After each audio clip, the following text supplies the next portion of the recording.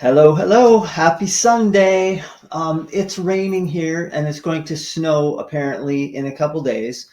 So that's not bringing me joy. I'm not walking my dog today because we would get soaking wet. But this past week has brought joy in another way. So let me tell you. So let me just backtrack a little bit. Years ago, I used to write cards to people on their birthdays, their anniversaries. I was very good about that when I was really young, like 18, 19, maybe 20 even. I was good about sending birthday cards and things like that to people. But it always felt like a burden. It felt like an obligation that I had to do. And so I stopped.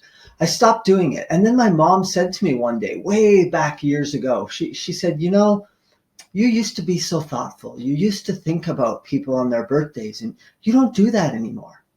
And I remember saying to her, that's true, Mom. But back then, I said, sending those cards and letters, yes, I was thinking about everyone else, but I wasn't thinking about me. I was only putting everyone else above my own self-interests. And so I justified it, rightly so back then. I justified it. I had to put myself first. And so I stopped sending those cards. So in the moment, it was true. I needed to do that. But I think sadly, I've clung to that silly answer that I gave my mom for years. I've clung to it. Well, a couple weeks ago, moving forward into the present, I decided to write a letter. And I wrote a letter mostly because the person to whom I was writing doesn't have an email address. She just doesn't have email. So I thought, I need to write a letter. So I wrote her a letter. And I don't know why I sent it. That was a couple weeks ago. Now, this past week, I sat down and I wrote a couple more letters. And I imagine that these letters made the people receiving them feel happy and feel joyful. But here's the big surprising result.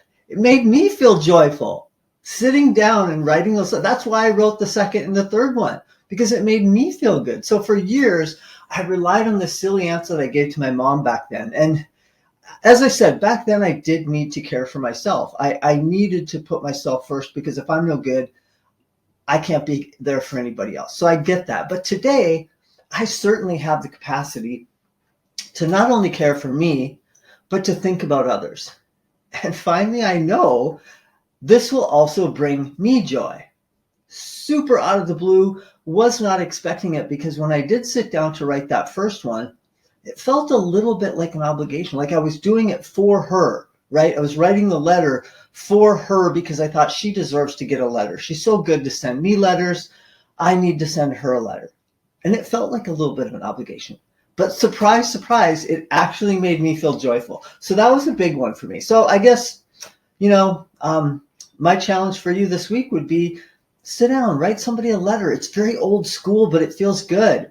Or do something that you stopped doing years ago, and you might be surprised how it makes you feel. Have a great week. Love.